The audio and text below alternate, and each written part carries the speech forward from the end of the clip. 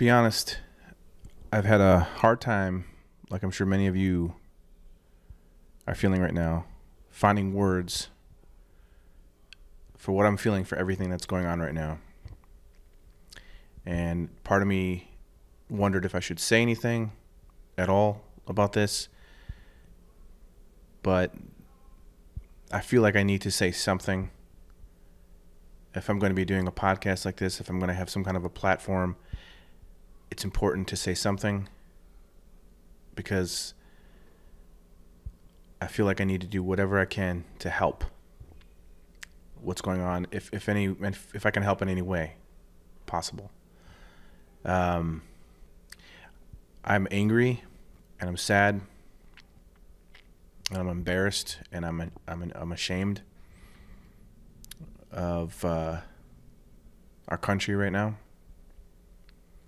I feel worried for all of us.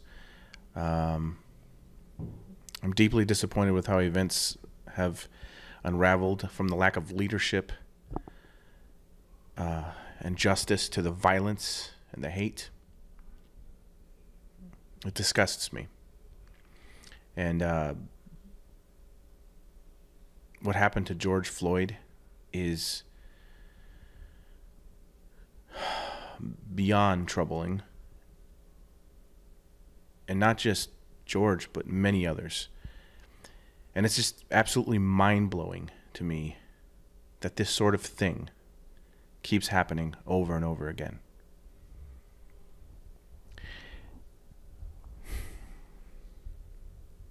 And I'll admit that in the past, when I heard people say Black Lives Matter, I used to think to myself, well, yeah, and all lives matter. And it's true. Every individual's life does matter. But the sad truth of our reality is that all lives are not the ones that are in danger of what's been happening to our black friends and families. Black lives matter. We've got to stand up for one another. We've got to end the hate. We've got to end the violence. And we've got to end the racism. We can do better. I know we can. And I just want to say, as a white person, I stand with the black community. I support you and I love you. Before I introduce my guest for this week, I want to announce something kind of cool.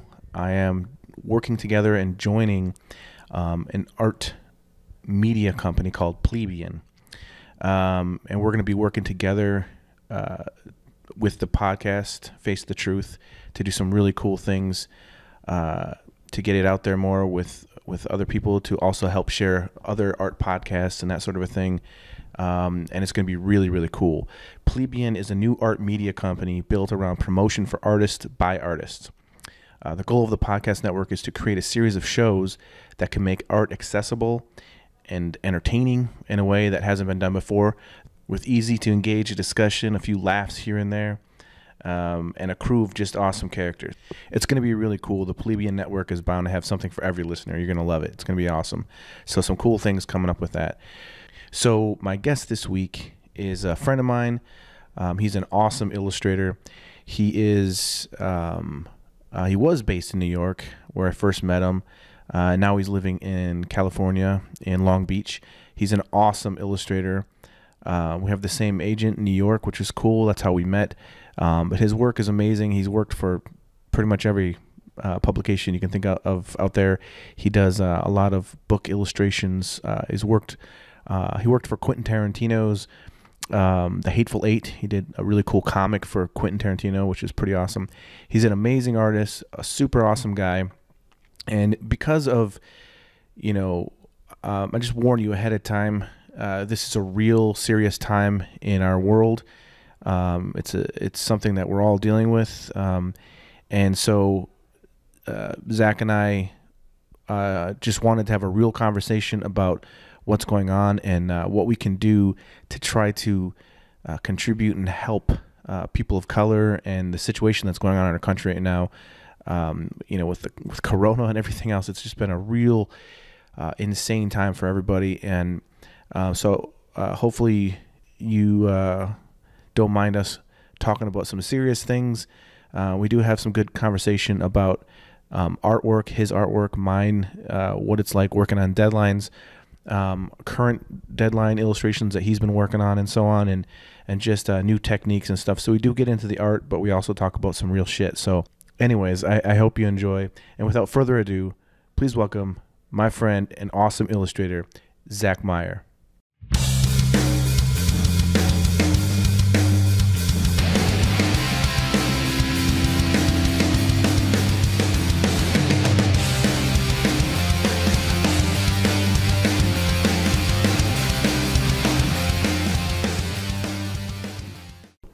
So how's it going, man? It's going good, man. I mean, the world is pretty crazy, but no complaints from my end. How's everything with you? Well, I mean, this is crazy. Like, this is the craziest, I think, time in my lifetime. I'm sure your lifetime. This is, I mean, it's really nuts. I was thinking about this. I really wanted to talk with you again. We did a podcast last September, and we did it in person in my hotel room. We didn't have a camera or anything, and I wanted to do another one because I thought our talk was so good. And you're a fellow illustrator. We have the same agent. We have a lot in common. We understand what it's like working as an illustrator in these days, in the industry and everything. So a lot of really fun, interesting things that we can talk about. Yeah, definitely. But the last time that we hung out, though, was February. And I went to New York. You went to New York, and we hung out. Our agent had a party there, and we went and hung out and had a good time. The crazy thing is I got super sick right after that. I don't know if I had the corona thing. All I know is all my symptoms seem to line up with everything the corona's, victims have explained and everything. It was pretty bad. I've never felt that sick before. How long was it that you were sick for? It was like a couple days of just really, really high fever, to the point where I've been sick before, but this was the first time I slept in a separate place, a separate room, because I didn't want my 2-year-old getting sick, and my wife's pregnant right now, so I was trying to I didn't even think it was corona. That was not even anything we were talking about at the time. It was just starting to be something people were talking about. So I never even thought about that, but I had a high fever, felt so sick that I sent my wife a text saying, I think I need to go to the emergency room. This is not, man. Yeah, it was really bad. So it was 2 days of that and just coughing, and in my head, every time I coughed, my head just felt like it was splitting open. And then, just hot sweats and all that kind of stuff, just feeling miserable. And then it took about 2 weeks after that to feel like I wasn't hit by a truck, basically. I just felt ruined for weeks. I know we were surprised that we didn't get sick because we hung out with you the whole time. We came on the subway when you were touching the railing. And I was all freaking out about that. Yeah, and I talked with Greg about it, and he said that he got super sick, Greg Manchess, right after that, and he said several other artists that were there also got super sick, and at That's the society. Crazy. So I don't know. So that was really weird. And then, so basically ever since we hung out last time, of course, all this corona stuff happened. And it's still happening. And I thought that was as weird as it was going to be. I mean, everything is shut down. It's freaky. It's weird. Especially, I've been feeling the anxiety, because I'm about to have a baby in a few weeks. My wife's about to have one. But, so that's crazy. Shops are shut down. There's just things are actually starting to open, I think, today in Chicago, slowly, a slow open. But it's been a couple months of that. And then, of course, all this stuff going down with, the murder of George Floyd. And then this is the first time that I'm aware of where not only has there been riots, but it's been throughout the entire country all at the same time. I mean, I don't think that's ever happened before. Peaceful protests as well, but the riots spreading throughout the country, And then, I've even heard in like Germany and different parts of Europe, they're having protests and so on, which is good. But it's weird. I don't know what it's like for you, where you are, but here in Chicago, it's been intense. Like at night, like I don't live close to downtown. I live like, I think 5-6 miles away from downtown. Maybe I'm still in the city, but every single night, it's just nothing but sirens. And usually my neighborhood's pretty quiet. I've been hearing gunshots like almost every night. That's crazy. Yeah, I heard. Was your neighborhood hit pretty hard with the looting and stuff like that, or not? Not my neighborhood, but neighborhoods really close by. Yesterday, I went to a grocery store that I go to, and the whole thing is boarded up. And I thought it was closed, and it was really eerie because, the whole parking lot is empty. There's garbage everywhere. The windows, everything's boarded up. There's cops outside, and I was like, "Hey, is it open?" He's like, "Yep, go ahead." And I go inside, and there's hardly anyone in there. Everyone's got masks on. People are like rushing through it's just surreal. It's like, that's nuts. It's just a weird time, and I feel a lot of anger and sadness right now. Yeah, no, for us it's crazy because my girlfriend works in LA, and she's actually close to Skid Row, which is pretty close to where all the riots have been happening and stuff like that. So that's pretty nerve-wracking for her to have to go and face that every day. Yeah. And then I live in Long Beach, which is like 30, 40 minutes outside of LA. And we had some pretty heavy looting and damages done. Like, I have a mailbox that was like at a UPS store, and they like looted and destroyed the whole thing. And now we're not able to get mail for weeks on end. It's crazy. Yeah. Yeah, that's the thing is, I mean,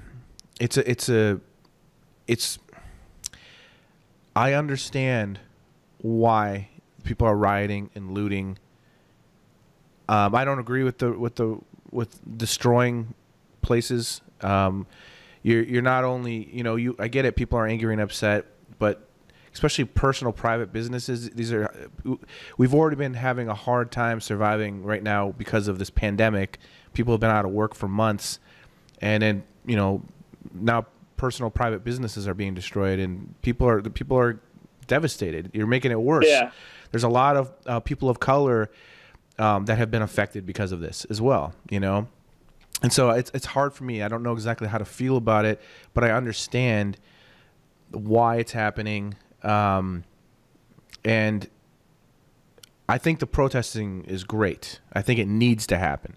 I think we need to stand up for the black community. I mean, enough is enough. It happens way too many times, and there's no debate on what happened with George Floyd. I mean, that was completely murder, but it's not just that. This has been happening like over and over and over again, and we need to take a stand for it. I'm one of those people that I hear people saying like the rioting and the looting and the destroying everything. It's a good thing, it's a good thing. It needs to happen, and it's like, I don't know. I don't condone violence because of violence. I've seen too many people because of these riots hurt by police, police being hurt by people hurting other people that are there peacefully. I saw some dumb fucks brought their 9-year-old daughter to a protest. This is happening and it's aggressive and violent. Why the fuck? Yeah, she got sprayed, right? Yeah. Oh my God, I saw photos of that. And it's like, why did you bring your 9-year-old daughter to this? You idiots! It's so stupid. And I heard that a police officer sprayed her, but then I also heard that that's incorrect. That someone was actually trying to spray a police officer. And so I don't know what the truth is. And it's hard for me personally. I won't lie. I've got close family, cousins in Chicago, who are police officers. One of them works with she basically works for sex trafficking, helping stop sex trafficking. And she works really hard to stop creepy fucks that are doing terrible things to young girls in the Chicago area. And everyone right now is just hating cops. They're the worst. They're basically white supremacist Nazis. And it's hard for me because I feel torn, because it's like, I know her. She's a great person. She's not racist. She literally goes to work every day risking her life to protect you, me, everybody. And then her brother is also an officer. One of the sweetest, most kindest people I've ever met. Literally, he was talking to me about during the corona. So just a couple weeks ago, he is on the front lines in hospitals helping people that are sick, people that are dying. He's helping with this corona thing. And he was telling me about how people hate cops so much that while he's helping people are spitting on him while he's in the hospital. And here's another guy who is, and I know some people are going to be listening to this and be like, fuck you for even, thinking about supporting police officers. But it's like, listen, it's really quite simple. You can't abolish all police. And that's what a lot of people are saying. We got to get rid of the police. You can't have a nation without some kind of law and order. Do we have a serious fucking problem? We have a very big problem, and it needs to be addressed and fixed. I don't mean to go on a rant about it, but I just feel like, I know for a fact that my cousins are hardworking, just decent people who really do care about everybody. They're not racist. They really risk their lives every day, and it's just hard to see them going through this as well. And then fuck all those cops out there who are corrupt and who are fucking everything up. The racist cops, fuck them. They need to be dealt with. And so, for me personally, I guess I feel like I'm blowing off some steam with you. I didn't even know I was going to go in this direction, but I just feel super, I feel like I'm torn, because I agree with the protests, and they need to be done, and I agree that we need change. And my heart breaks for people of color that have been dealing with this shit. It's fucked up. Yeah. One thing that's good is like they're slowly moving on the Floyd case, and they're getting like better evidence to prove that the cop really did kill him. So I'm hoping that that's gonna stick through, Yeah. Because I've been following that pretty closely. There was like a video yesterday of his brother, like crying at the spot of his death and like telling people to stop looting and stuff like that, which was interesting. Huh. But I find it like hard for me to feel like I even have the right to comment. I don't know if you ever feel that way. No, it's the same. I feel the same way as well. That's why I feel so torn, because I care so much about everybody, and I don't want to piss off people of color by even bringing up like I just saying how I believe. Man, it's a hard thing, but I agree with you. Like, I feel like right now it's a better time for us to like listen to see what they have to say, so that definitely. We can do what we can to support, all people of color, because they have been discriminated against for way too long. But at the same time, I feel like, for someone like me who does this podcast, and I'm out here doing this thing, I feel like it's necessary to say something about it, because, for one, it's on my heart, and two, like, I just feel like, if I'm talking to anyone right now, I'm not talking to people of color. I'm talking to anyone that's white listening to this. Like, changes need to happen. It needs to happen yesterday. It's unacceptable. 100%. Yeah. So that's more how I feel about it. So yeah, I've been getting way too caught up in like looking at the news, and I've watched that video of him with the cop like 8 times. It's so upsetting to even look at. I can't watch it. I watched it the one time and I can't watch it. It's just it pisses me off.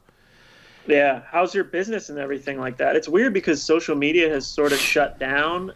It's like people are kind of it's like white people complaining about hashtags and it's just a strange thing, I feel like, because you notice like a lot of white people are also getting like more offended. It's just like a weird kind of mixed up You can't time. say anything right now without pissing off somebody.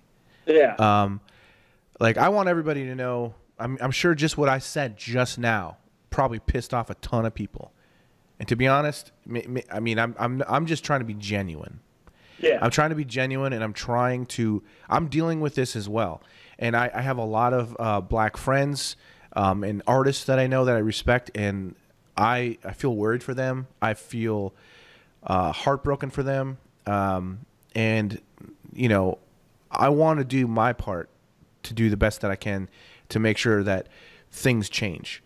But it's ridiculous, man. I mean, just the other day, you know, as you know, what Donald Trump did. It's the craziest thing to me. I don't understand how people are still supporting Donald Trump. And you know, he did the thing. Okay, the short of it is that people were protesting peacefully, and the president of the United States, while he was speaking about, you know, the riots and about George Floyd and what we have to do and all this kind of stuff, people are being tear gassed that were peacefully protesting and pushed out of the way so he can walk across and stand in front of the church that he doesn't even believe in, that he doesn't give one fuck about, and hold up a Bible that he doesn't believe in or care about. Yeah, that was nuts. And just stand there and go, Bible, Bible. Like, it's insane. And Yeah. it's all for a photo op. And then you've got the people that want to argue with that and say, you know, he did that because a couple nights before there was riots that, you know, tried to burn the church down. So he wants to make a point and stand in front of the church and say, you can't burn this thing down, blah, blah, blah. But he's doing it. He's using force. He's not handling it the right way. He's not being presidential. He's not doing all he can to make the situation better. He's doing the opposite. I know, it's insane. He's just making a show because he's pissed off that people knew he was hiding in a bunker the night before. So he wants to come out and show people that he can come out there. But in doing that, he tear gasses people. And those people weren't even being violent or crazy or anything. They were sitting there. They were being peaceful. And then people want to say, yeah, but they were violating the curfew. They were supposed to be gone by a certain time. Even if that is true, that's not smart presidentially. That doesn't look good. It's like every single thing he does makes it worse. 100%. It's crazy. It's like, yeah. I mean, even his stupid tweets, you know, he calling people thugs. When he used the word thugs and capitalized it, he might as well have used the N-word. Yeah, no. He was also, doing that on purpose and saying, you know, the people, you know, what did he say? Like, you start looting, that's when the shooting starts, or whatever his stupid little rhyme looting was. starts, shooting starts. Yeah. And it's like, he's saying this to antagonize people. He's doing it on purpose. And it's just, I'm fed up with it. I'm fed up with it. It's God, it's so disgusting. Like, this is so infuriating to me. Yeah, he also spoke with Floyd's family. Did you hear about that? Like, No. he talked to them on the phone and was supposedly like not listening to anything that they were saying, was just cutting them off and just like hung up on them strangely. Like, he just wants to pretend that he's helping and he's not really doing much of anything. But I have a funny story. The mailbox that I use like every day got looted, as I said. Yeah. And they sent pictures of the store like completely damaged, and there was someone's sex toy that was just like open on the ground. Did you use it? No, I didn't. I mean, we can't even go in, but they sent us pictures not realizing that there was like a sex toy in full view. It was like one of those like just butt sex toy things. It was really strange. Well, there's a little twist to there's a different direction we're going into. Yeah, that's crazy, man. I saw yesterday you know, like some video someone posted of like they're like going through downtown Chicago, because that's where most of the stuff happened in Chicago, and it was crazy, man. It's crazy seeing the pictures. It's in the videos of all these stores and bridges and statues and architecture with spray paint and just glass broken, things destroyed. I mean, Yeah, it's insane. cars burnt up, just like skeletons of police cars and other cars, and it's pretty trippy, man. This has been a surreal time, man. Yeah, it doesn't even feel real sometimes. I'm like, is this No. even happening? There's been some cool things that illustrators have been doing. I don't know if you follow Brian Stauffer at all, but he's been making some really powerful pieces. He's been doing a lot of videos and like little animations and stuff like that. So I think that's really cool. That is really cool. Yeah. Yeah. I mean, you asked earlier about like how's any of this affected my business. I mean, I had the same question for you, but Yeah. I mean, for me personally, it's been slow since the Corona thing. I've only done like a handful of jobs, and hopefully things pick up. It's been slow. Do you feel it? Do you feel it slow because you're doing like one project like a week, or like how is slow for you? Yeah, maybe less than that. I mean, I've been doing Yeah. things on my own and side. I've been doing some side commissions. But yeah, it's been really slow. I had a cover I did yesterday. No, not yesterday, last week. Was that the one you sent me with the business women, or was Yeah, that the yeah. one? Yeah. Yeah, real straight piece. I have a couple private commissions to finish up that I'm trying to finish up, and I've been working on some personal things to try to like get some other work and different things. But yeah, man, it's been really slow, and so hopefully I'm hoping that things pick up and some things start happening. But I mean, so far it's been okay, but getting some work soon would be really helpful. Yeah. I mean, but how's it been for you, man?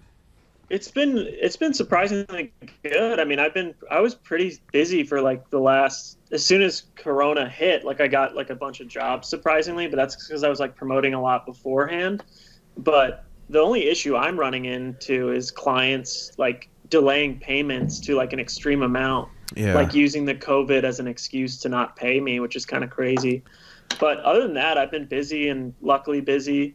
I'm only working on one project now, so I'm getting those nerves. Like, is it going to slow down for me now too? But yeah, I don't know. It's weird. Like clients will be like I worked on a project I finished it in April, and I've been still trying to get them to pay me since then, which is crazy, like 3 months. And then the art director was saying that he wanted to push it till August, which would be like 6 months for payment, which is kind of crazy.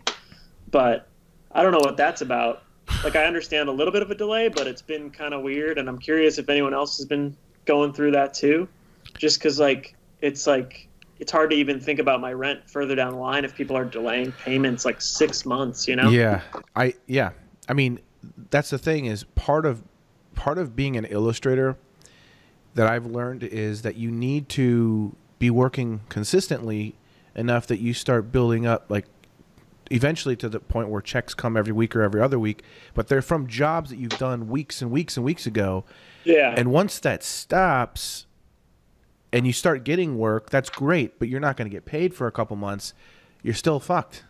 Yeah, no, So- it's crazy. Yeah, so it's really rough. It's I don't know, man. It makes me feel nervous as well. But I mean, I feel like I mean, right now it's like I'm just doing everything I can. Yeah. So like anything that that comes around.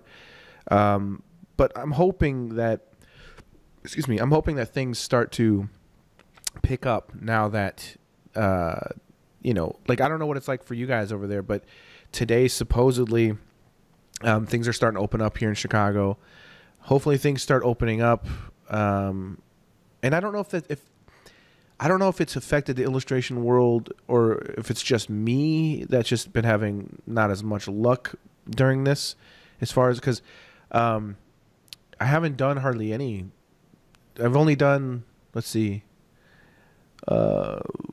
maybe a couple illustrations, I think, throughout It this. seems like a lot of people are having slowdowns, though. You can Yeah. see there's much less content online.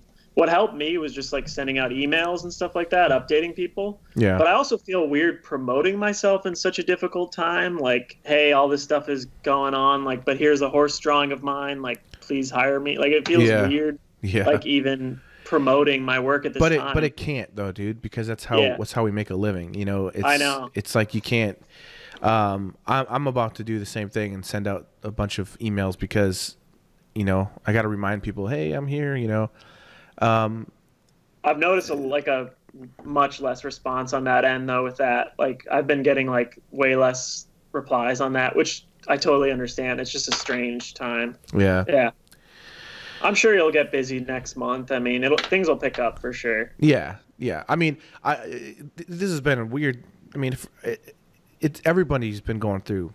I mean, everyone's having challenges, and yeah. I mean, we're all going through it. That's the one thing, I guess. If I could say, it's not really a good thing, but it's something that unites us and pulls us all together. Like this is something that, you know, I hate to say it, but this is like our Great Depression. This is our 100%. yeah. 100%. This is our you know, you know, I can't even think of the wording I'm trying to think of. Like, just everything with what's going on with the race issue right now and everything. Which you know what, I got to be honest, man. This is something that I've struggled with my entire life. Not understanding racism. It's something that I can't, like, I remember I grew up in North Wisconsin and I had friends that were Native Americans and they would get picked on and made fun of and terrible things said. And I never understood it. It was so confusing. Like I didn't get it, you know? And then I moved to Chicago when I was 18 and it was a huge culture shock for me personally because Chicago is so diverse. There's so people from all over the world, and I never really thought about race as anything. I thought it was great being around people from all over the world. From not having that to having that, I felt like it made me a better person.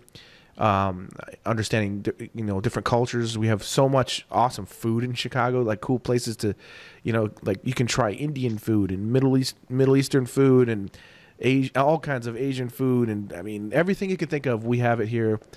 Oh man, Ethiopian. Oh, I love Ethiopian food. That's so good. I'm from Chicago originally. Oh, that's so right. That's right. I always forget yeah. that. I always forget that. Yeah. But you know what I'm talking about? Like Chicago is a great place for all that. Yeah. And so when these sort of things start happening and I start seeing, like, it always blows my mind when you see someone being blatantly, just being racist, treating someone terribly because of the color of their skin. It makes no sense. It's so insane. Yeah, I also came from, like, I've always lived in, like, liberal cities like New York and now California. The only time I experienced racism was, like, living in Portland, because in Portland there's, like, no people of color, and it's very strange. Yeah, that is really weird. It just is so weird. I've always been surrounded by different cultures and people of color, which is, I felt really lucky. So I also just don't understand racism at all. And it's not something that I experience in my friendships with people or anything directly. It's very strange. It's very strange. I don't understand it. You just reminded me of something funny though. Like when I went to Portland to do that workshop thing for Wacom, you and I, we were hanging out and I was like, you know, isn't it weird how, and you go, how there's no black people here? And I go, yeah, that's exactly what I was just going to ask. Like, where are the black people? There's nobody, no people of color. No, like, it was so strange. It's very weird, definitely, 100%. Very weird. But also, like, no one was there was, like, very few people that showed up to your talk or anything. I know, it was so weird. It was so strange. It's kind of like, it's a hard place to get people to participate in things because they're sort of, like, held up in their apartments and stuff. I think it's because the weather is bad, but the lack of culture there is weird. Like, you'll go to, like, a Mexican restaurant, but it's run by white people, and it's, like, higher prices. It's hard to get, like, legitimate, like, ethnic food there. It's strange. That is really weird. Very strange. Well, this has been an uplifting talk so far, but yeah, we gotta pump up the mood somehow. That's why I try to bring up the mailbox thing. Yeah, let's talk about dildos and stuff like that. So, you know what? As far as your work goes, I I want to talk about things you've been working on recently, but I really enjoy, the reason I want to talk to you again is because, we obviously relate on a lot of different things in the illustration world, but I really enjoy your illustration work. I think that it's weird. I'm not trying to throw anyone under the bus or anything, but like there's like a lot of, and I'm guilty of this as well, just like kind of being lazy from time to time on illustration or, just like the same old, whatever. And the one thing I appreciate about your work is that every single piece I see you do, it's just so much passion put into it. There's so much that you've done, thought creatively and thoughtful decisions and that sort of a thing. So I just wanted to say that to you, but I really enjoy every time you share it and post something. I really enjoy seeing the work, but I think you've got a really interesting technique that you've developed. And I know we've talked about it in our last podcast that we did together, but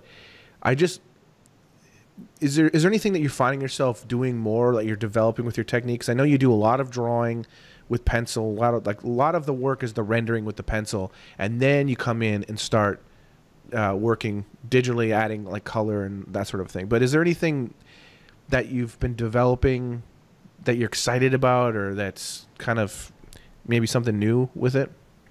Yeah, I've been using like a lot more like watercolor stuff, which is fun, and it kind of speeds everything up. So like basically like I'll draw in charcoal and pencil like to a definitive point where I have like enough of a skeleton, and then I'll just do watercolor rendering over top. So that's been fun. It's fun to work with like different pigments and stuff like that, and like watercolor provides like a lot of cool like washes and things like that. Because before I was kind of just doing the pencil rendering, and you can kind of get like, it took so much longer.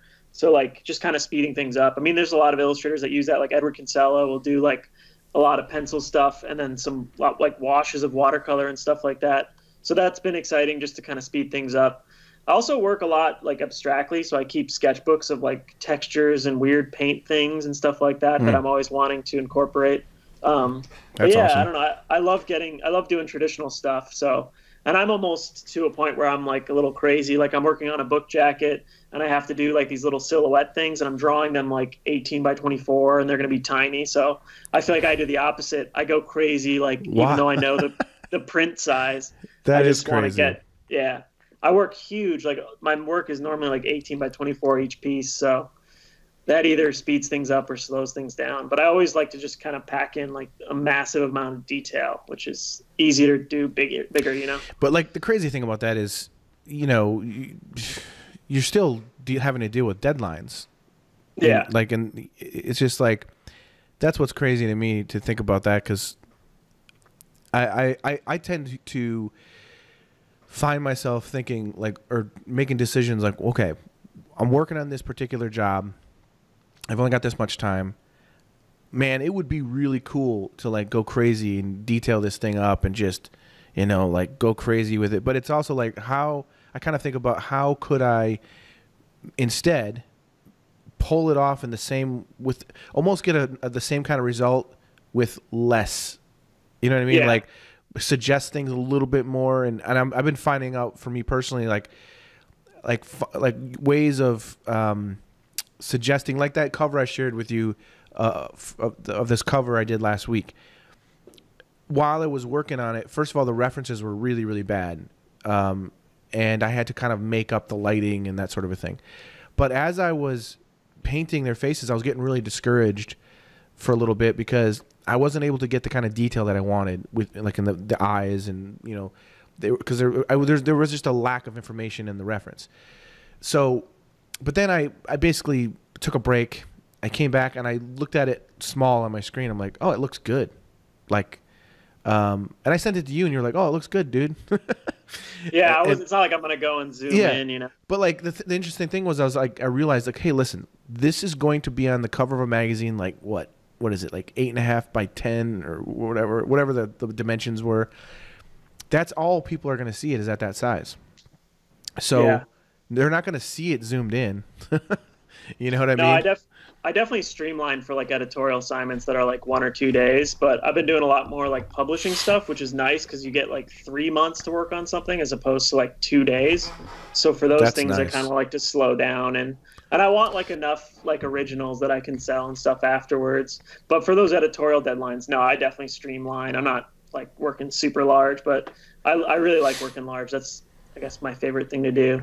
But yeah, for those quick turnarounds, you gotta figure out like the quickest process that'll even work with the timeline, you know. And I used to work all digital, and I worked that way for like 6 years, and I actually got like a big client base that way. And then I switched from digital to back to traditional because I was doing line work before, and I felt like it kind of looked too similar to the style that's super popular.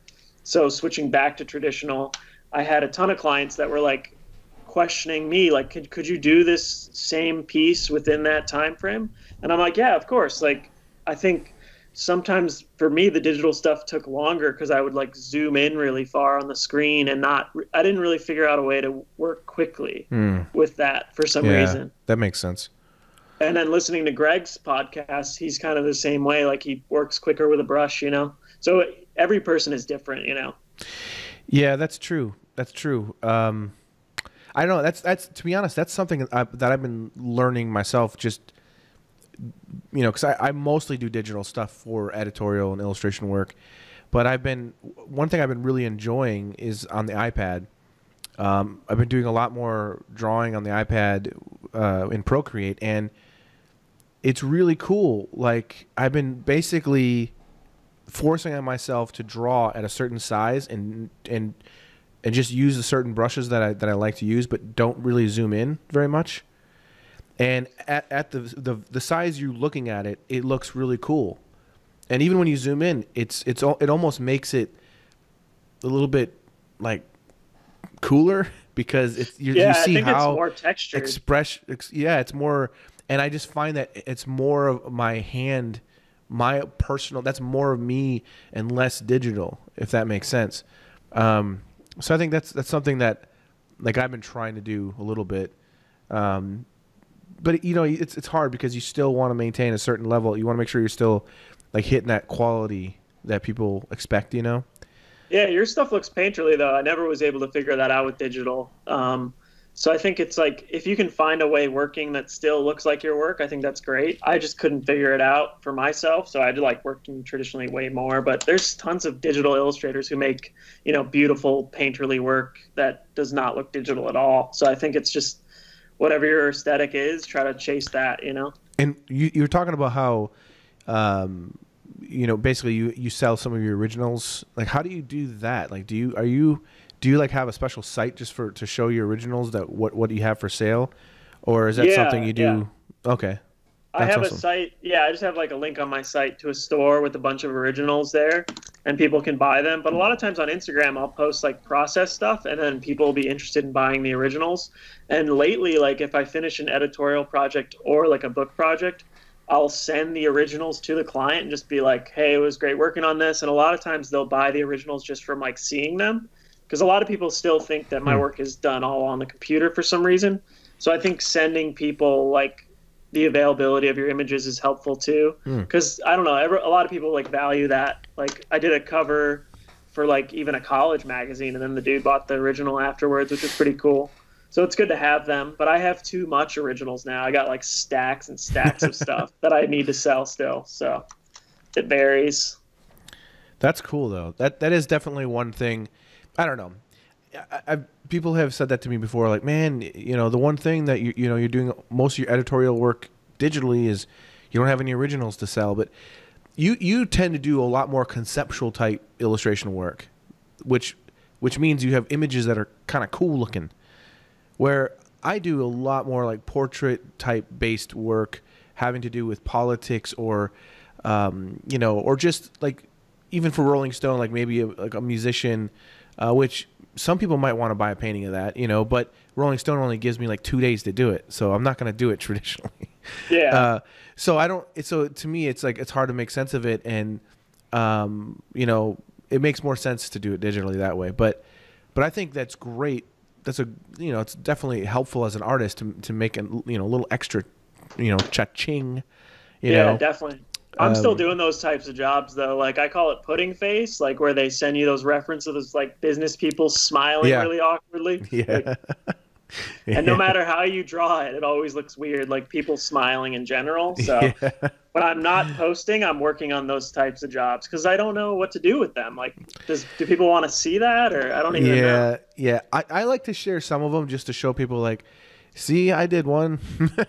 Yeah, like I'm still alive. Yeah. I'm here. But it's like, but still, those jobs are jobs, you know, and even though they're kind of lame and boring sometimes, and you don't feel like you were able to be really creative as an artist, it's still a job that's putting food on your table and Oh yeah, paying no, your I'm bills. grateful And for any project. yeah, and you know, and I still put everything into it. Like, you know, I think it's important. But I, man, sometimes it's just like, oh, like, How many business suits do you think you've drawn in your lifetime as an illustrator? I've oh my probably done God. thousands of just like the suit and tie. Oh like, yeah, so I've done many, that so many times. Oh so my God. many, so many. Oh yeah, dude. Or like women's earrings. Like sometimes, like I'm like having, I'm like, oh no, look at those earrings. Oh no, like, I actually have not drawn that many earrings, only a couple. oh, man, I like, take them out. I'll take them out. I don't want to draw that. Just take it out. you know what's funny? When I did the Pope for Time Magazine, my first version I handed in, like it was a crazy deadline, and I killed myself to get it done on time, and then you know, emailed it to them like, oh, I'm done. They were like, oh, this is great. They're so happy with it. They're like, oh, but can you like do a little more detail, like refining with the necklace, because I had left the necklace more like suggestive. But I don't know if you've seen the necklace the Pope wears, but it's ridiculous. That Like, was the gold back cover that you did, or the front cover with the yeah. gold back. Yeah, And his necklace has all these it's like really detailed, and I'm like, oh my gosh. yeah. I spent almost just a day or more just doing the necklace to finish That's it. crazy. And it was And like, that was an extra day from what you had. yeah, they said we have a little bit extra time. It was like the last day, the day I thought it was due. They like, so I had that rest of that day, like from like basically 10 in the morning till like 5 at night or something. So I had to like go in there and just like, oh, dude, I remember just being like, this is ridiculous, because when it gets shrunken down, it just looks like photo manipulated almost, because it's so intricate. I wanted it to be a little bit more suggestive. Yeah, no, that's crazy. But Well, it's funny like that. it turned out though, but It looked great. You know, what's funny is I focused more. My memory focuses more on the face and the background when I think of the cover. So it's funny that they went into that much detail with the necklace. But it makes sense, you know. yeah, no, yeah, it makes sense. I mean, I'm glad that that happened, because it turned out way better, you know. Yeah, it's a solid piece. I like when clients actually give feedback that like makes a piece better, you know? Yeah, Because sometimes you'll just slowly watch your piece get destroyed. You're like, all right, one more change, okay. And then it just gets worse and worse and worse. Yeah. Have you ever had? I've had a recent thing where people ask for my files, and then they edit the colors on their own, which is crazy. Oh my gosh. That's I the did worst. Can you send Yeah. it in layers? Like, why? You're not supposed to see.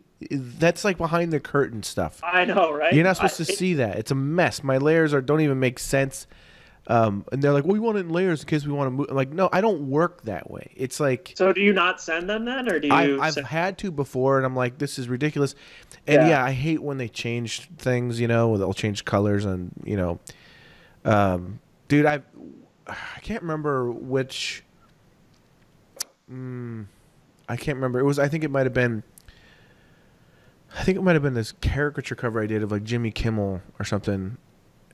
I'm confusing a few pieces, but anyways, the print I got looked, when I first saw it, I'm like, oh, that looks pretty nice. So for most people that see it, they probably think it's a good cover, you know? But I didn't really look at it that closely when I first saw it. And then I remember like opening up the PDF they sent me of how it prints and everything. And then I opened up my artwork, and I'm like, oh my gosh, like it was like weird how different it was.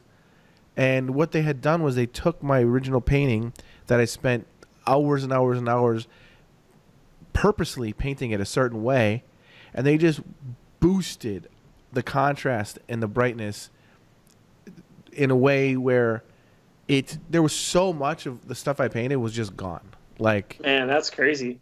But I mean, it was frustrating for me personally. But when I mean, like I said, the cover looked good.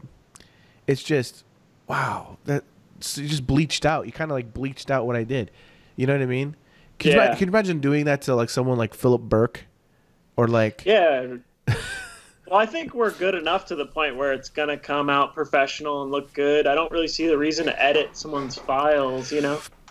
But I think it's their art in the end, right? I think the interesting thing about being an illustrator is like you're not allowed to have an ego like at all. Like I feel like like a lot of the job is just accepting like changes and stuff like that. It sort of takes the ego out of the artwork, you know? Because like I'll be working on a piece that I'm like, oh, this looks awesome, and the art director is like, actually, I don't really like this part here, you know. And sometimes you only hear the negative feedback rather than the positive. Like I had a job, I think it was last week. I worked on like a piece that was like a pitch for a film, and not all my clients are like this, but I finished the piece and finalized it, and they told me that they liked the sketches better, and were like, I don't understand why this is so textured, and I'm like, oh my god, I spent all weekend like just texturizing the entire thing, you know. It's a crazy field we're in, but I realize that editorial, like think about it, it's like editorial, it's all edits, you know. It's so much edits, and you have to be comfortable with that, you know. As an illustrator. And I think it's healthy, you know, for us to like have that sort of feedback, you know, because like sometimes the piece will get better with those changes, but it's all different, you know. Yeah, that's true. I mean, it's hard. You know, that is one of the hardest things I think about being an illustrator too, is just that part of it where you're working really hard on something, especially like when you're working with several art directors and things just keep changing, and like doesn't seem like everyone's on the same page, and it's easy to get super frustrated. You know? Yeah, definitely. But what I try to do, you know, I've been doing this for a while now, and I used to get pissed off, and now it's more like I try to. Okay, listen, there's an end goal here. There's a place that everyone wants to meet and get right. So I'll try to do my best to get them there. You know what I mean? But it can be frustrating along the way, like little things. Like, you know, it's funny. So I did those Rosie the Riveter type posters. Those are awesome. Thanks, man. But it was really frustrating in a way because not by anybody. It wasn't anybody's fault. It's just that, like, I'm not really. It's funny. I'm known as this digital guy, but I'm not that great with Photoshop. Like, I don't know. I just use the paintbrush tool and I use a couple layers, but that's pretty much it. And they were sending me these files. They had a graphic. At first, they wanted me to do like the graphic text and all that kind of stuff. And I've gotten that a lot too. I'm like, I'm not a typographer. Yeah, that's what I explained. I'm not a graphic designer. I don't even have very many fonts on my computer. Like, I'm not a type person. So they had someone that would started working with me, and I started explaining to them my vision for how I was seeing it, and I pointed out certain posters that I liked, and they agreed they liked those. So that worked out great.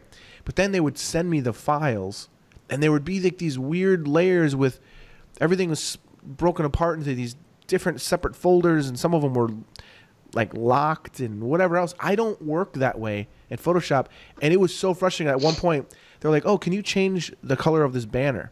And I'm like, you wouldn't believe how much time I wasted trying to figure out how to change the color of a banner that has type on it. And I'm like, this is ridiculous. This is wasting my time. And I would explain to them, can someone there do this for me? Like, and they're like, oh, you just changed the color. I'm like, I don't know how to. Like, I'm trying to change the color. I'm using the wand tool, and it's not working. It's like, it was so frustrating. And I'm like, I tried to explain to them, like, guys, I'm a painter. I'm an illustrator. Like, maybe, like, I know some artists, they work with Photoshop, and they're just pros and they know how to do all these. Like I don't even know how to mask things in Photoshop. I don't use those things. You know, You so just paint directly, right? yeah, I just draw and I Yeah. paint. I try to keep it as traditional as I can. So when those sort of things happen, it does become frustrating. But most of the time, people are like, "Oh, okay, he's an idiot." So we'll we'll make it work, you know. Yeah, I don't know, man. But I try to just I try to basically talk to him and be like, "Hey, listen, I don't know how to do this. I'm much better if you just let me focus on the painting part." If you need help if you need help ever with Photoshop stuff, I'm here. I'm like good with Photoshop, surprisingly. I remember when you had Okay. to like make that woman skinnier and you like Oh, use the liquify tool. yeah, you helped me out with that because I'm like, dude, I painted her entire face. It was finished, and then they're like, yeah, we want to take off like 30 pounds. Like, like what? And you showed me that cool trick. That was awesome. I never even knew how to use that before. That was so cool. I don't really like doing that though.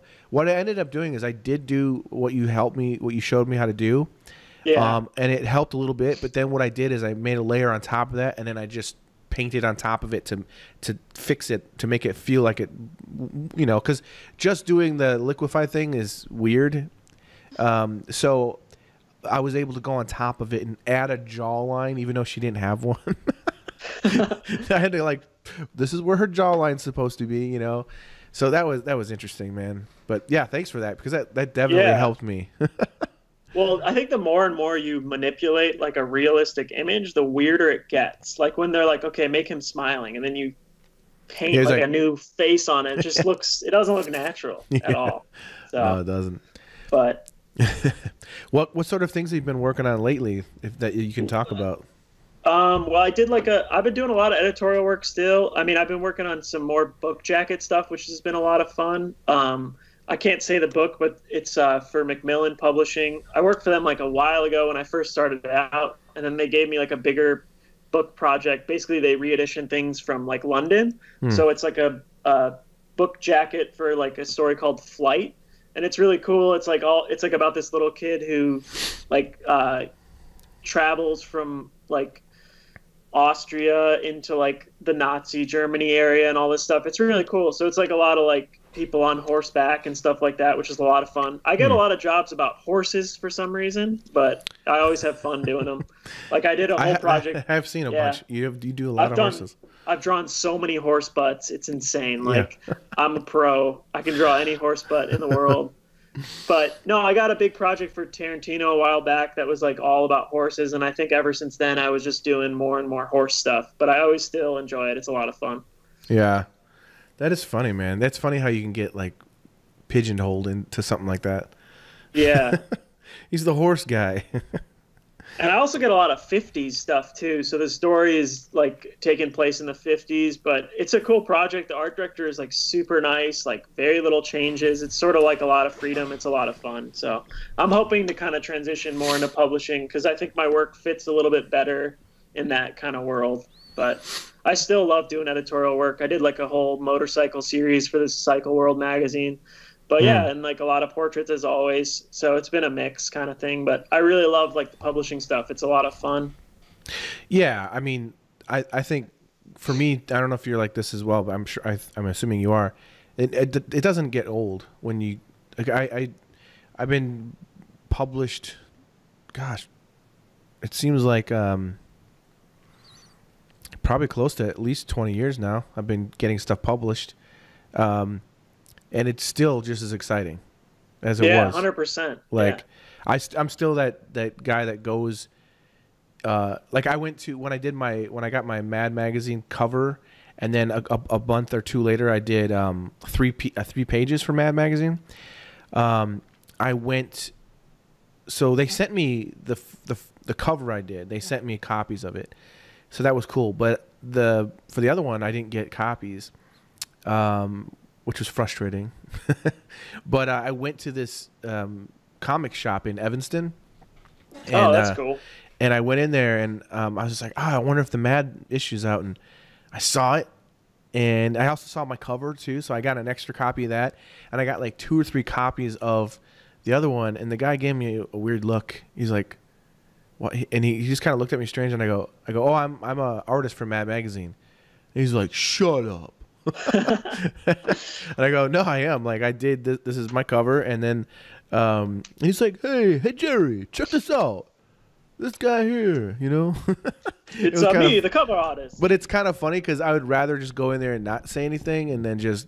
But it is kind of funny. Like, why are you buying so many copies? It's like, well, I've got a lot of children. Well, you resold a lot of them too. Yeah, yeah, I did. Well, the you mean like at the Lightbox thing? Yeah. That one they sent me a bunch of them to sell, so that was cool. But yeah, I love it, man. Like when I did my recent Time stuff this past year, I don't know why it was so hard to find copies of Time. That's crazy. Which one? The one with like where he's holding the paper thing, like shooting the paper out? Is that one? No, it was the one with oh yeah, the figures on the stand. Yeah. Guardians of the year. Guardians of the year. Yeah, that was a great one. So that was really good. Thanks, man. That one, I was very excited about that one. But I stopped at Walgreens. I stopped at, grocery stores. I went everywhere. Could not find. I found Time magazine, but not that issue. I'm like, okay, maybe they're not out. So a few days later, I check again. I'm like, man. And finally, I just wrote them, and they sent me a bunch of copies. So yeah, sometimes I wish they always did that, but I worked for Playboy magazine for like 8 years or something like that, and I was always like stumbling into bodegas in New York, like, oh, I'm in the magazine, I swear, like buying them out. That felt weird always. But yeah, I try to collect everything from what I get published. That's funny. I'm in the magazine. Yeah. Like, what do I have, a spread now or something? I don't even. Yeah, that's funny, man. That's crazy. So, what's during everything that's been going on right now, what's it been like for you over in there in California? Because I mean, it's probably, I'm just wondering what the difference is. Like, are things still locked down? Like, can you go out? Can you do things, or is it, So the past couple of days, like after the looting and riots, we've had like a 5 p.m. curfew. And if you go out, you get arrested or whatever, which is pretty crazy. 5 p.m.? 5 p.m., yeah. Wow. Yeah. It's 9 p.m. here right now. Yeah. That they do that. 5 9 p.m. Yeah. So like my girlfriend gets back from work, and then we only have like an hour to do stuff before everything shuts down. And then it's hard for small businesses because they're trying to like open up again, but the 5 p.m. thing is just messing them up. Wow. And then also the businesses that got destroyed, like that's not enough time in the day to like fix all the issues, So that's difficult.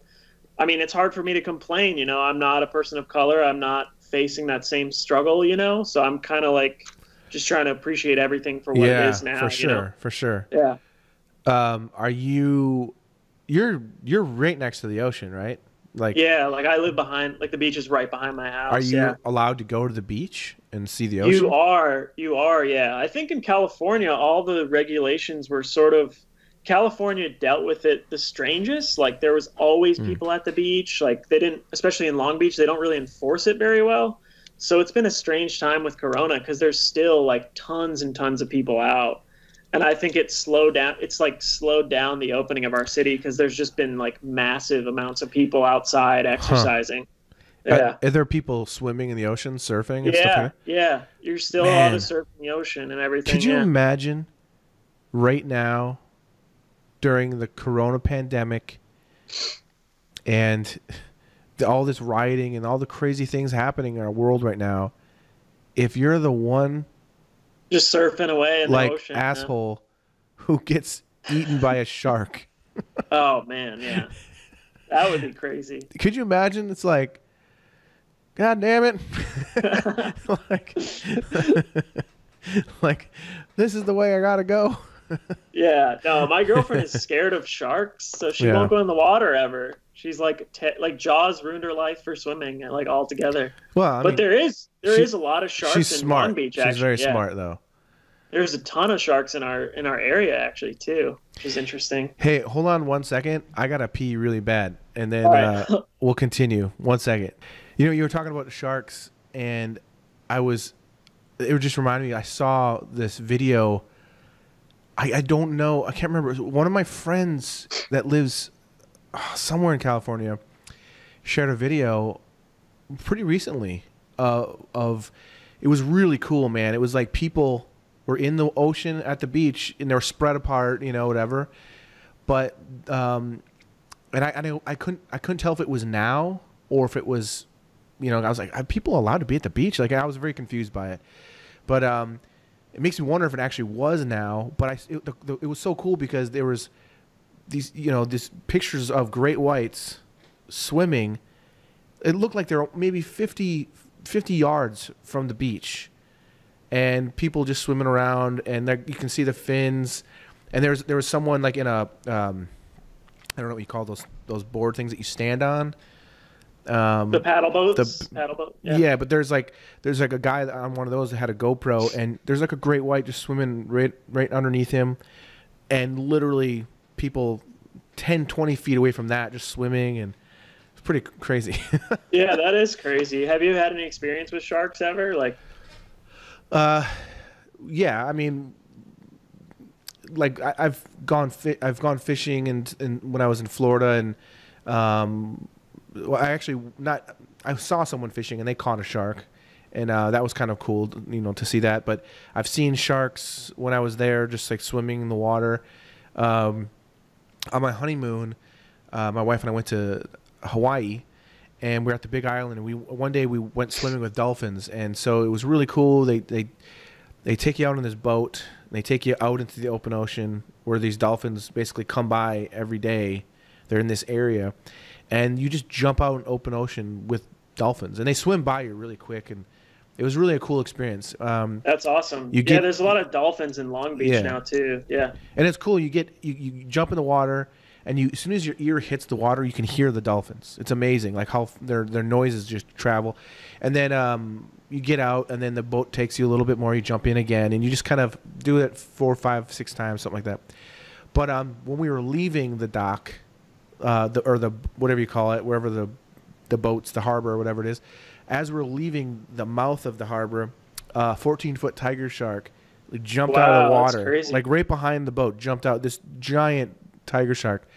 It was awesome. And then the captain of the boat, we told him, and he turned the boat around, started following the shark. And he's all like, oh, that's Mary Lou, she's always here. And he's like following her around and just watching this thing just swimming like slowly, and it's huge. And then like 10 minutes later, we jump out into the same water. You're just like, ah. That's a weird name for a shark. Sounds like a manager. Well, I don't know if that was actually the real name. Mary Lou the shark. Yeah. I can't remember what he said, but. Well, that's Karen over there. Yeah, that's Karen. When she's not swimming around in the ocean, she's working at Walmart. Yeah, no, but I love sharks, man. I love sharks, but I respect them, but I'm like, it's funny. Like I think it was my daughters giving me a hard time because I was telling them, like, when I go to the ocean, I don't go swimming in the ocean.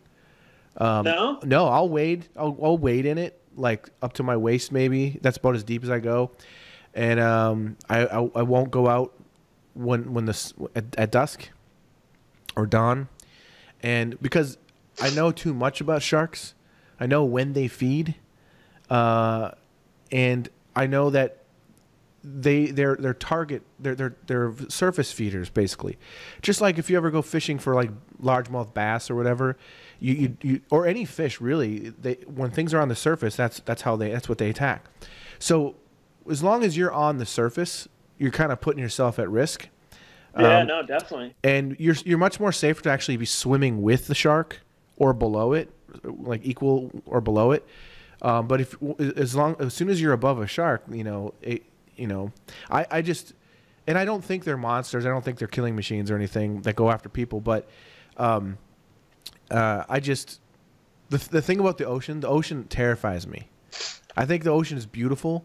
And it's amazing, and there's so many amazing animals and creatures and so on in the ocean. But it terrifies me. Like even when we were jumping with the dolphins, as soon as the dolphins are gone, they swim by you, you're just like, oh shit!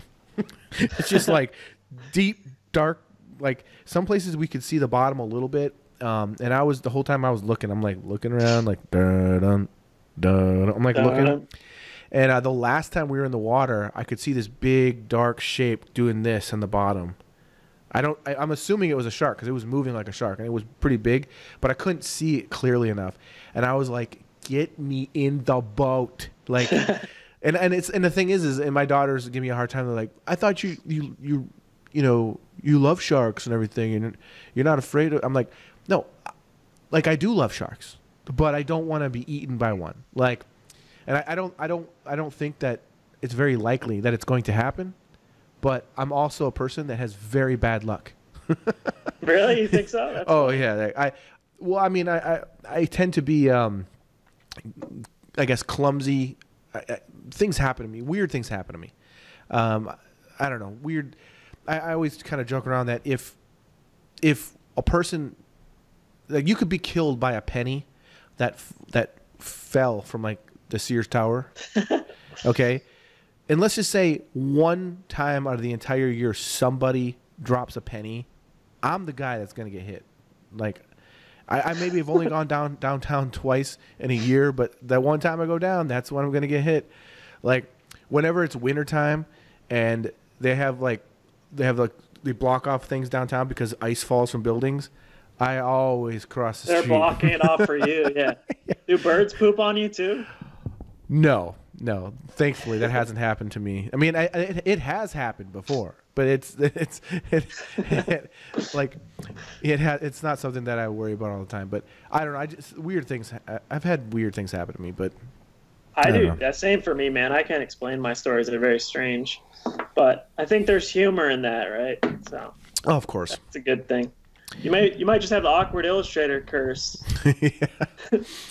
One of the funniest things that's happened, speaking of bird poop, is years ago, my friend, his dad had this boat, and we were in California, and I think Santa Cruz area, maybe. Oh, I can't remember exactly. But anyways, he took us out in the ocean all day, and there you can't see land. We're way out there. The boat's just like, it's so much fun. We're fishing, and his wife was out there with us, and she is so annoying. She just won't stop. Like, the whole time, she's just like, and she's like, Brian, the whole time. And it's just like, oh my gosh. Like, she was upset about everything, complaining about everything. And we were all going nuts. And we were all on a band. So we're on tour. So it's like the whole band. And this is like our one day off. We're having a great time. And then she's there. And again, middle of nowhere, just out in the ocean. You can't see anything but waves forever. And all of a sudden, she's like, Brian, and some seagulls came out of nowhere and shit all over her. Oh my god! And it was hilarious, crazy. Dude. They cut her hair and her shoulder, everything. And we were dying laughing. We're like, how did you get it off? Did you have to jump in or something? No, you can't jump in. There's no way you could have jumped in, dude. It was like not safe. It was very wavy and. So she had to ride the whole way back with bird poop in her hair? I think they probably just poured water. I can't remember. But it was, all I remember was laughing like so hard. That's super funny, yeah. Yeah. It's like, yeah, good seagull, you know. That's hilarious. So what's your plans? Any upcoming things happening? Because, I mean, with everything that's been going on, and, you know, I don't really know if we're really seeing the light at the end of the tunnel as far as the corona goes. Yeah, but, who knows, really. But do you have any plans to, like, just get away and do something, or? I actually got some weddings coming up in July. So, I mean, we've been wanting to get out of town, but it's been hard, I guess, you know? Yeah. I definitely want to take a break, though, definitely. How about you guys? I saw your anniversary was today, right? Yeah, well, yeah, it's an anniversary of when we met. Yeah, our first date, basically, yeah. That's so cool you guys met at the Empty Bottle. I used to go there a lot. Oh, really? Went to shows and stuff. Yeah, I love that venue. It's cool. Yeah, that's cool. Yeah, it's really weird. I mean, we basically she was about to move to Italy to study painting. Yeah, that's a crazy story. I was going through divorce, and I just went there to hang out with my friend who his band was the band that was playing at the Empty Bottle. And so I just went there and hang out with him, have some drinks, and have a good time. and then she happened to be a fan of his band, so she's met him before, so she knew him. And then after the show was done, they invited her to hang out with all of us that were already hanging out with the band. And then I just started talking to her, and before you knew it, we were hanging outside, her and I outside her car for like 2 hours just talking. And then the next day we went on our first date, and that was it. Like official, we went on an official date. So yeah, 8 years ago. It's crazy, man. That's wild. Yeah, I love following her on social media. It's kind of the light at the end of the tunnel. You get the Sienna footage and stuff. Yeah, it's good stuff. Yeah. Yeah, it's she's better at that because I don't feel comfortable sharing tons of pictures of my family or kids. Yeah. Just because I used to, but I've had some weird people, draw pictures of my kids or.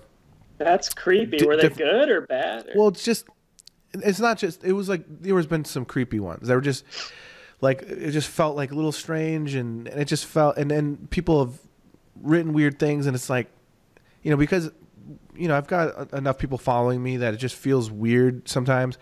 But I've slowly started sharing a little bit more pictures of family stuff, but I always feel a little weird about it. So I told her that years ago, like, don't be offended if I'm not posting like family stuff all the time. I try to keep my social media mostly just art. That's mostly like my business and stuff. So she does it overtime. She's like, it's like everything is just like, Sienna this and Sienna and tons of pictures. And then the baby's coming. We have a due date, June 30th. That's so exciting. That's awesome. Yeah. Just a couple. I thought it was weeks. Is the baby coming earlier? I thought it was supposed to be in July. It's coming. Well, we have a due date now because she's going to have a C-section. So, June 30th, we go in at 7 or 7:30 in the morning, and that's it. That's crazy exciting. Unless she somehow comes before that. So, but it's a little bit different just because of everything's going on. So, like, I'm not going to be able to leave. I'm only one that's allowed to be there. We can't have people come and visit after the baby's born, and I can't leave to go get food or anything like that if she wants. Like, otherwise, I can't come back in. Like, there's. Are you guys gonna bring food then and everything? We're gonna try to bring some snacks and stuff, but really, I don't know how it's gonna work because we're gonna be there probably for a couple days at least. So it'll be interesting to see how. Because normally you can like leave and I can go pick up something to eat and bring it back, but you can't do that. So that's crazy. Basically just in the hospital all day. Yeah, they said if I leave, I can't come back in. That's nuts. Yeah. Has there been a lag with the healthcare stuff? Because like a lot of things are slowed down. Did you guys have any issues with that, like scheduling appointments and stuff like that, or was that pretty smooth for you guys? No, so far it's been pretty good. Yeah. What hospital are you guys going at? My dad's a doctor. And worked out of Swedish. Chicago. So. What is it? Swedish. Okay, yeah. Cool. No, that's where all my daughters were born there. Seems like a good hospital. But yeah, you guys have a name for her? Yep, Bella. Oh, that's a great name. I thought it was going to be Zach. I'm a little disappointed. For my daughter, yeah. Zachariah. Zachariah. I mean, it's funny. You try to like put a little feminine spin on it, it still just sounds like Zach. Yeah, it's not a good name. Don't name any of your kids that. It's like a boy band name. Zach. I'm Zach. I'm from NSYNC too. Yeah. No, but we're excited. I can't wait, man. Like, it's a really weird time to have a baby. You got a corn kid. Yeah, like the last few months have been very strange because of that. Like just adds to the anxiety a little bit. It's weird. Like it's strange now thinking about things.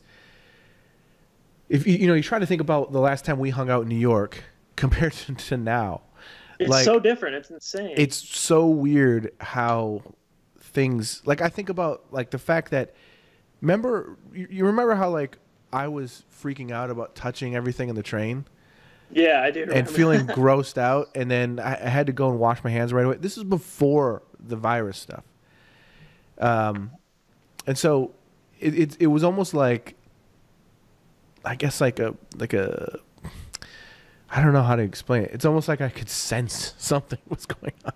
I don't know. I felt like grossed out to be like, I don't know. It was weird. That's right when it hit New York. So Yeah. I don't even know how I got a little sick when I came back, but none of the COVID symptoms. I'm so surprised we did the exact same things that you did. Yeah. Didn't get sick. Yeah.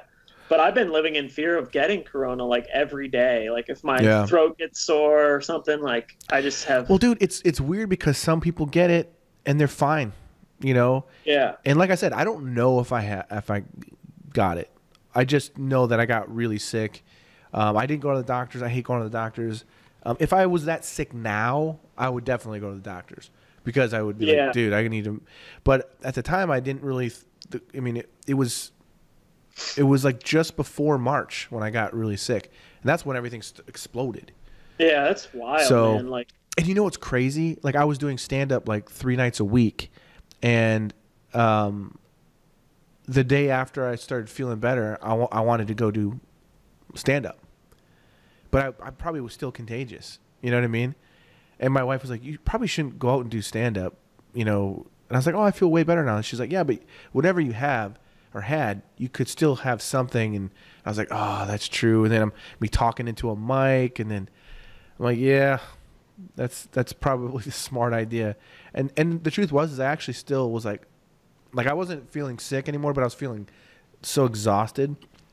And then I remember I was just like a week or two later, I was feeling totally fine. And then I was so excited about St. Paddy's Day because I knew that that there was going to be at this Irish pub that does stand up on Tuesdays.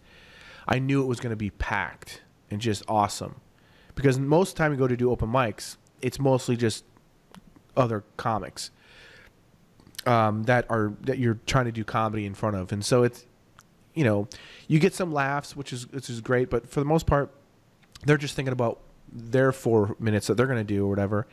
And so it's hard to get them to laugh or pay attention sometimes. It's more of a challenge anyways. And so it's exciting when there's actually real people that you can actually do your comedy in front of. And so I was so looking forward to St. Paddy's Day. I couldn't wait for it. I'm like, it's going to be great. It's going to be packed. And then that's when everything just shut down in Chicago. I was like, whoa, really? And when it first started happening, it was just like, this is a little bit extreme. Are you serious? Yeah, it's crazy. You know, but so it's been a ride, man. This has been a ride. It's been weird. It's been interesting doing the podcast because I still do it. I've done it every week. And it's interesting talking from artist to artist, just hearing their perspective of it and everything else. But I'm glad that you've been doing well, man. During all this. I mean, I feel like I'm very fortunate. It's definitely like a disturbing time. I definitely feel off and sad for all that's going on, but I'm getting through it, you know. It's just hard to not look at the media and get upset, you know what I mean? Like it's just such a difficult time for other people, you know. So I feel it definitely. Yeah, I've been trying to stay off Facebook as much as possible. Like it's like people just fighting on there. Have you seen gosh, what's it called? In the Shadows, or I can't remember if that's what it's called.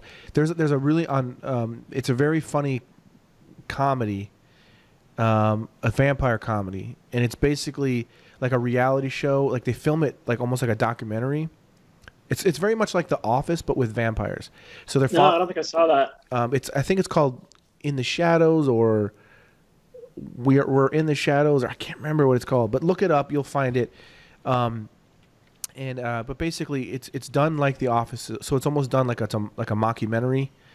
And there's these vampires that live on Long Island in a old building house or whatever, and then it basically goes around and does like a documentary with them. But there's one of the guys who he is an energy vampire, and so he actually goes out during the day, and he has an office job, and he just his thing is he talks to people and he bores them so badly that he takes their energy and his eyes start to glow and he's like, like that.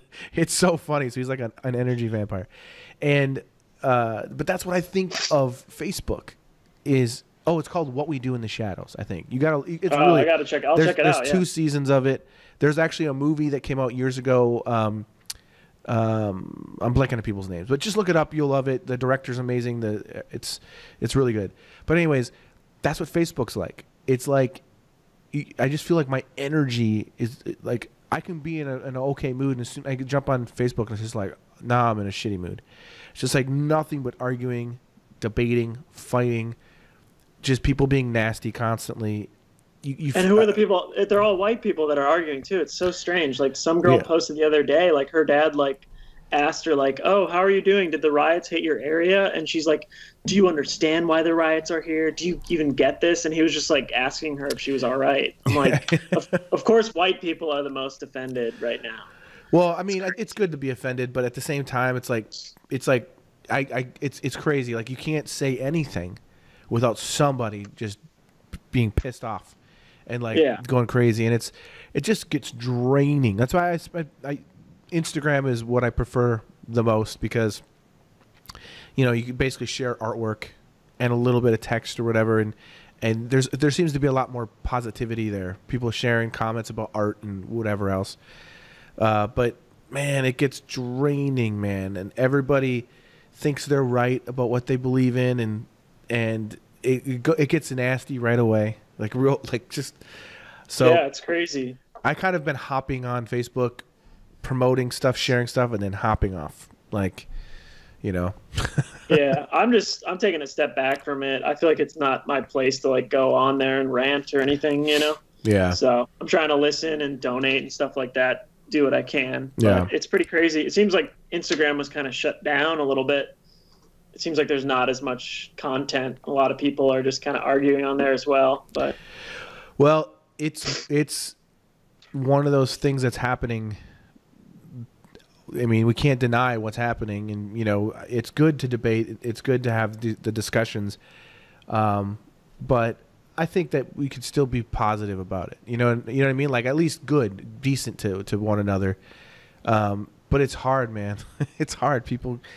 It's it's insane. Just like what you said, I've seen so many people that are just trying to like share.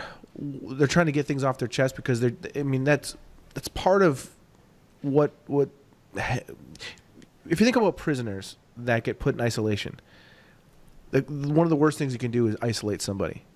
And if you think about what's going on right now, like not having that human contact, the fact that we've been in, quarantine, and I mean, you and I are lucky we're quarantined with people that we love. That no, I agree. Like, imagine it being a single guy and not being able to leave your apartment and not have no contact with anybody, whatever. I mean, there's people that are probably losing their minds right now. And then 100%. On top of that, they're fed up with, police brutality, racism, and all these different things that are happening right now. It's like overflowing, like the volcano has erupted, So I can definitely understand why people are so just like right now. But I mean, I just think that the best thing that we can do right now is just to try to be as positive as possible, and especially as white dudes, try to like listen. That's exactly where I'm at. Yeah. Yeah. Try to be there and be supportive and listen. But it's frustrating, man. It's very frustrating. And the one thing that I think that is a positive thing about this whole thing is that I think this was like I think with the rioting and the protests and all the things going on, it's like ripping off a Band-Aid that needed, like this wound Definitely needed to be exposed in order for air to get to it so it can heal. You know, that's the way I think of it. Like, we need healing, desperate healing in this country right now. And it's just crazy, man. And it's just weird because, you know, everyone's out there like, get out and vote. You know, you got to vote. And it's like, yeah, we do need to vote. But then, like, on top of all this other stuff, then we've got the politics that we're dealing with. How insane has that been? You know, so this is weird. And then we got, you know, there's in the middle of all this, it's kind of crazy how we have the first, I guess, how would you say it? Like, personal business or corporation that sent a rocket to space, you know? Yeah, that sort of like faded. I didn't really see as much news on that with all this stuff. That was crazy. I mean, that's like groundbreaking history right there. And so I've been trying to follow some of that, which is kind of cool to see. I don't know as much about it because I've been consumed with all this other stuff, you know? It's a weird time, man. It is. It's weird how, like, you know, those 3 or 4 cops that were involved could almost cause that much chaos, you know? Like, it's sort of crazy to think about that. Like, just those actions alone just kind of blew up and all that. It's nuts to think about. I feel like he should get the bill for all the damages and stuff. Well, yeah, I mean, I hope they all get what's due to them. But, I mean, on top of that, then there's the thing that happened in New York. Did you see that? That crazy lady, and that was like she was not being threatened at all by this guy. And have you seen that video? No. How recent is that? I think her name is something Cooper or something like that. Amy Cooper. Is that the one where they broke into her house? No. This lady was in the park. She didn't have her dog on a leash, and this African American guy who was a bird watcher. He's in the park. Oh yeah. I did see that. Yeah, oh, where she called the cops on him or whatever. She got her dog. Like, I think she was fostering the dog, and they took the dog back because of that video. Yeah, and she got fired. Yeah. But that was ridiculous, man. But talk about abuse of white privilege, and that mixed with everything going on, and then that poor kid in what was it, Georgia, or I think that got shot. It was in Georgia, I think. I'm blanking on his name right now. But it's just insane. It's just insane. It's like all these things are happening at once, and it's just like, yeah. It's. I think that this is what we need right now to fix this. Like, we need to be talking about this stuff, and we need to be addressing the situation. And, you know, like, I think as artists too, like, it's important, I think, because we are, you know, like, artists, musicians, poets, people that are like Hollywood celebrities, actors, people that are influencers, I think, need to really be speaking out, you know, outspoken about this. This is like, you know, I know it can be annoying, people on their soapboxes, but I feel like that's what we can do to help, is to, like, you know, make sure that we're standing up when against, you know, here's the thing that bothers me. I can't be judgmental because I wasn't there, but that video is so disturbing of what happened to George Floyd. And what I was thinking about after I saw that was, why is there not anyone yelling and screaming at the cops? They're filming it, but nobody ran in there and did anything. I think it was because they didn't want to get hurt or shot at or anything like that. Yeah, I know, you know? but and again, like, it's hard for me to say because I wasn't there, but I find it hard to imagine standing there filming it, watching a guy saying I can't breathe and not doing anything. There was also multiple angles too that people were filming at, which is crazy. It's like, I mean, at least yell at the cop and say, stop, dude. Like, what are you doing? Something.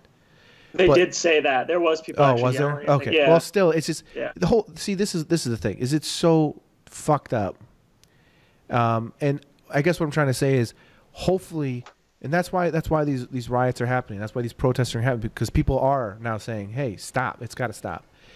But that's what we got to do. Like we need to be, and not just for physical things, but like in all ways, we need to stand up for everybody. It's like, I think it's good that we have proof. We have proof of everything now, and I think that helps a lot. I think it's just so sad to watch that video, because you can tell that Floyd was just such a kind, gentle person that was just being thrown on the ground for no reason.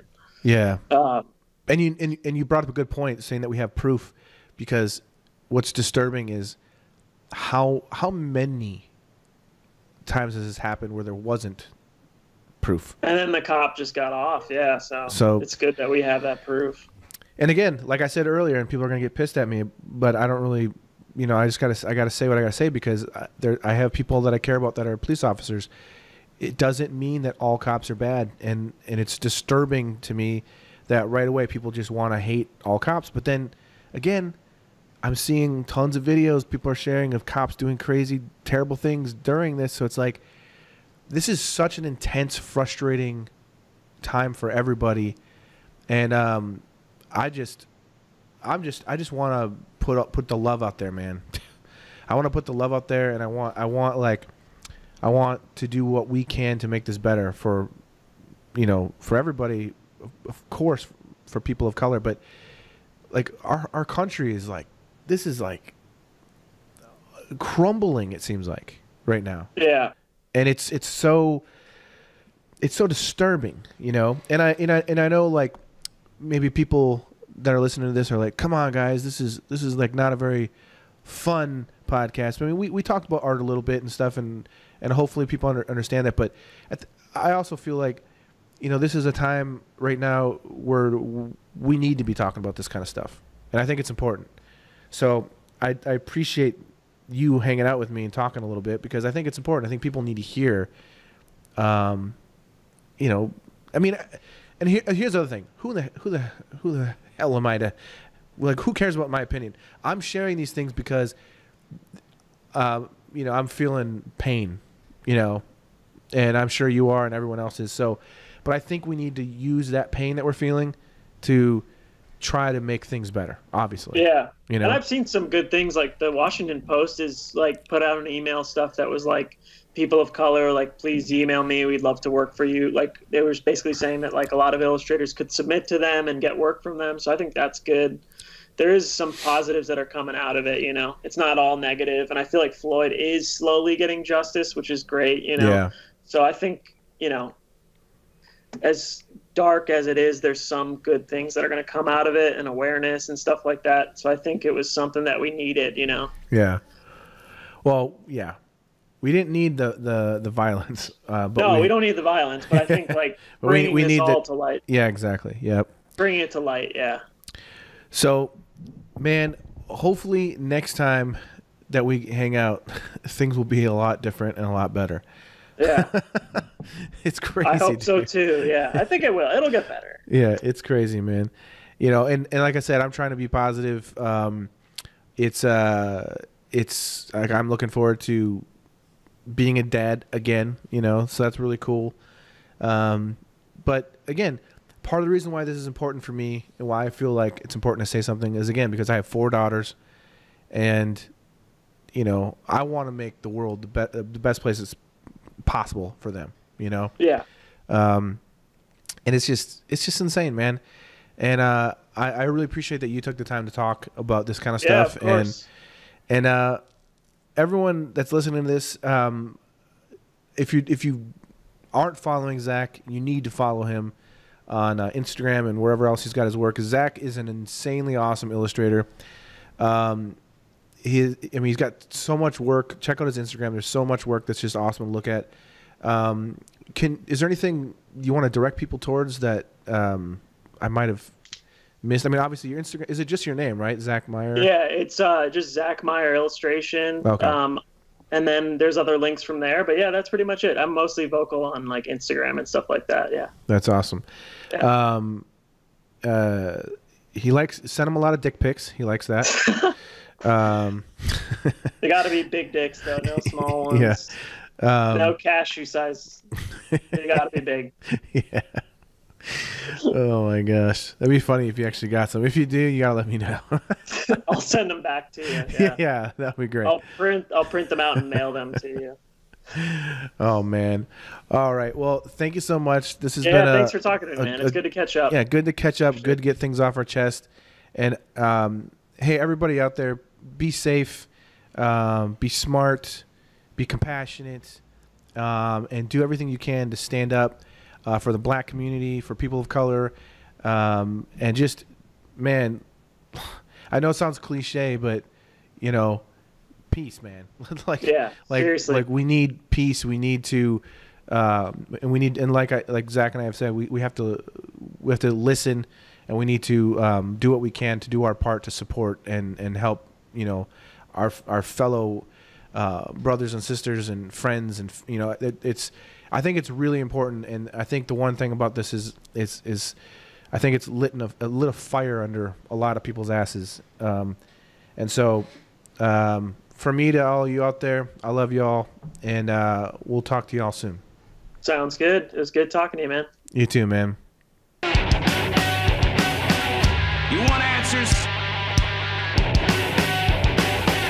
The truth shall set you free. I think I'm entitled. You want answers? I want the truth. You can't handle the truth.